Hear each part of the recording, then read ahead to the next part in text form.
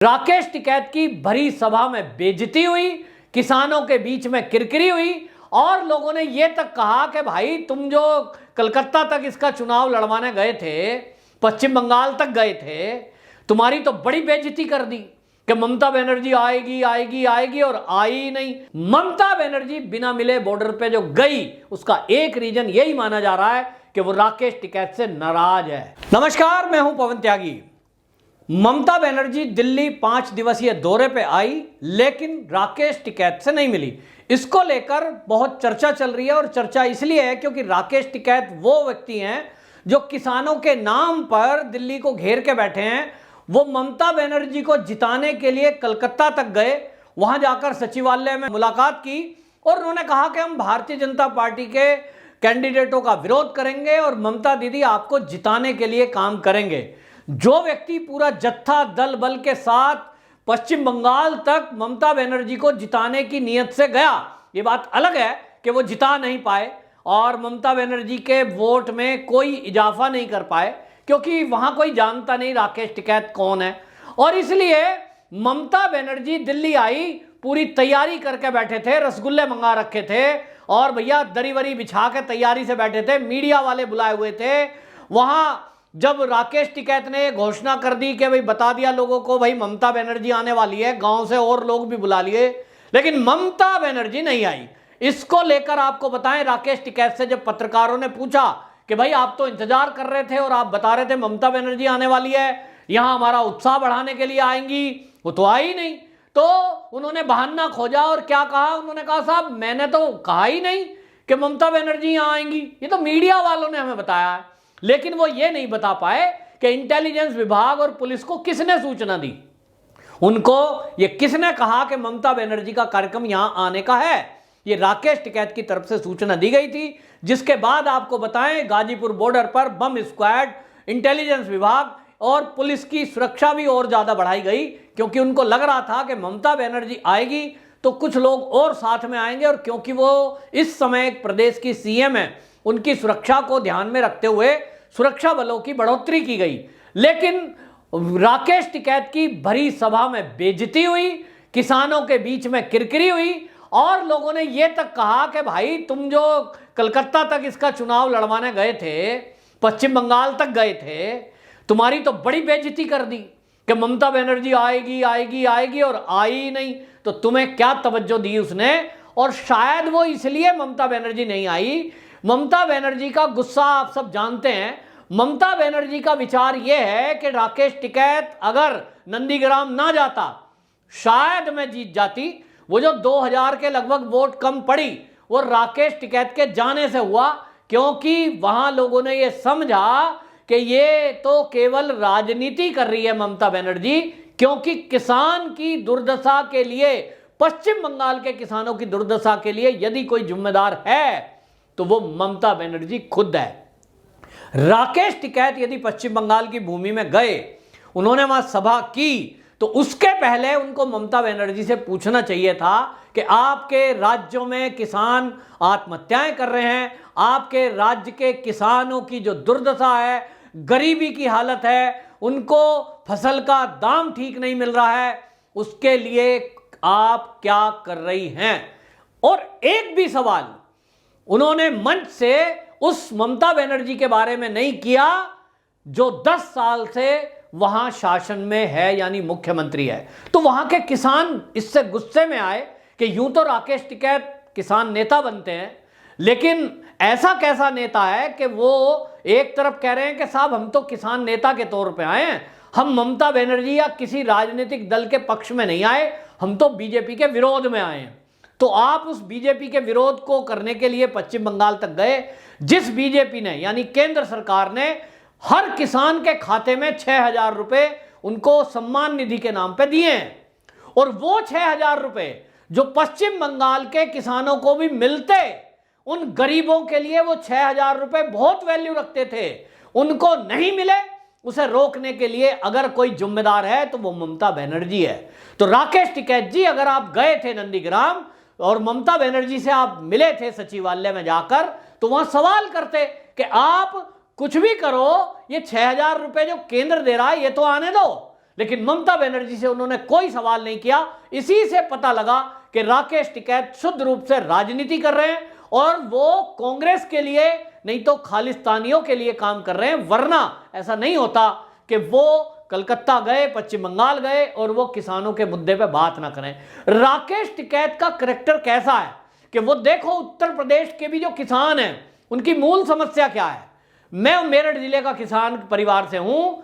मेरठ, मुजफ्फरनगर, शामली, बागपत, बड़ौत ये गन्ना बहुल क्षेत्र है और ये किसान कह रहे हैं कि हमारे गन्ने का रेट पिछले कई सालों से नहीं बढ़ा, चाहे वो समाजवादी पार्टी रही, समाजवादियों का शासन रहा तब नहीं बढ़ा और अभी भी 4 साल से नहीं बढ़ा। मुद्दा अगर राकेश टिकैत को उठाना है तो वो उठाए गन्ने के कीमत को लेकर, पेमेंट भी नहीं, पेमेंट हो गई। अगर राकेश टिकैत किसान नेता है तो गन्ने के रेट बढ़ाने को लेकर बात करे, जो राकेश टिकैत ने आज तक नहीं करी। क्यों नहीं करी, इसका भी राज समझिए। यदि राकेश टिकैत उत्तर प्रदेश में गन्ने के रेट को लेकर कुछ वर्ड बोलता है, एक भी शब्द बोला, तो सवाल उठेगा क्या महाराष्ट्र के अंदर गन्ने के रेट बढ़ाए गए, क्या पंजाब के अंदर गन्ने के रेट बढ़े, क्या राजस्थान के अंदर गन्ने के रेट बढ़े।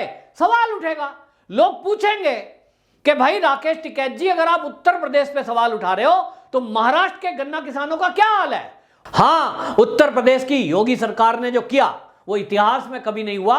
4 दिन में गेहूं की पेमेंट, पिछले साल का सारा गन्ने का पेमेंट भुगतान पूरा, और किसानों का बीमा, किसानों के लिए जो घर घर में, गांव गांव में वैक्सीन, उनके लिए टेस्टिंग, उनके लिए दवाई की किट, कोरोना काल में गांव गांव में सड़कें, गांव की बिजली, जो कि इतिहास है कि उत्तर प्रदेश के इतिहास में गांव की इतनी अच्छी बिजली कभी नहीं आई जितनी अब योगी शासन में आ रही है।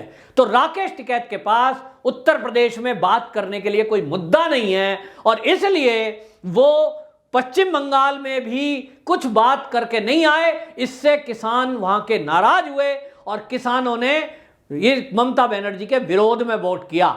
ममता बनर्जी बिना मिले बॉर्डर पे जो गई, उसका एक रीजन यही माना जा रहा है कि वो राकेश टिकैत से नाराज है, यानी राकेश टिकैत के अब साथ नहीं है। इसी तरह आप देखेंगे राकेश टिकैत का जो ये आंदोलन है अब केवल परिवार तक सीमित रह गया है।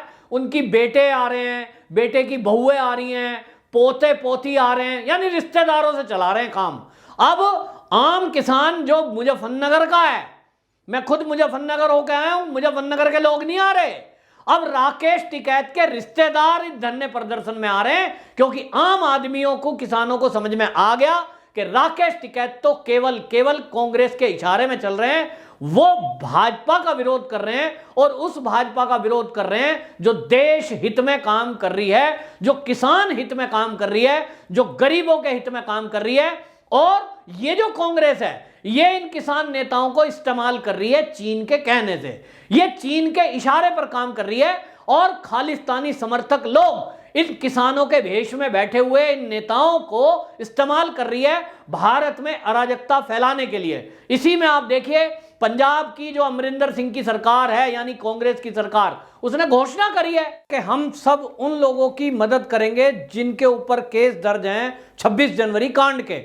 और तो और हिंसा में अगर कोई मरा है या बॉर्डर पर, हिंसा में तो कोई मरा नहीं है, लेकिन बॉर्डर पर जो बैठे हुए लोग थे उन्होंने वैक्सीन नहीं लगवाई, कोरोना का पीक चल रहा था दिल्ली में और ऐसे में बहुत सारे लोग कोरोना में मरे हैं, ऐसे लोगों को भी वो शहीद बता रहे हैं। और कैप्टन अमरिंदर सिंह ने घोषणा की है कि कोई भी व्यक्ति अगर इस आंदोलन के दौरान मरा है तो उसको हम 5 लाख रुपए, उनके परिवार में एक व्यक्ति को नौकरी देंगे और जो दोषी हैं, अपराधी हैं, खालिस्तानी समर्थक भी बेशक चाहे वो हो, कांग्रेस उनका पूरा खर्चा उठाएगी जो भी केस लड़े जाएंगे। इसका मतलब यह हुआ कि 15 अगस्त आने वाली है, पूरा बवाल काटो, दंगे करो, पुलिस पे हमला करो, केंद्रीय सुरक्षा बल जो दिल्ली में पहरा दे रही होगी उनके ऊपर ट्रैक्टर चढ़ा दो और उन सबको कांग्रेस की सरकार बचाने का काम करेगी, जिनको पुलिस पकड़कर जेल में बंद करेगी। और तो और इस घोषणा से वो लोगों को आकर्षित करना चाहती है, जैसे कि पन्नू ने घोषणा करी थी कि जो लाल किले पर खालिस्तान का झंडा लहराएगा उसको मैं 2.5 करोड़ दूंगा।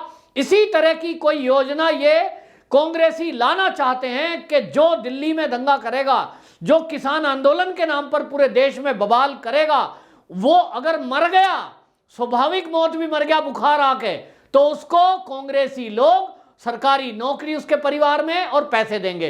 ये बहुत ही भयंकर हो रहा है और ये बहुत ही खतरनाक हो रहा है। सुप्रीम कोर्ट को इसके मामले में स्वतः संज्ञान लेना चाहिए या कोई पीआईएल डाले देशभक्त व्यक्ति और ये पूछे कि कांग्रेस की सरकार ऐसे देश विरोधी गतिविधि करने वालों के साथ क्यों खड़ी है, क्यों वो खालिस्तानी मूवमेंट चलाने वालों को मुआवजा और पैसा दे रही है।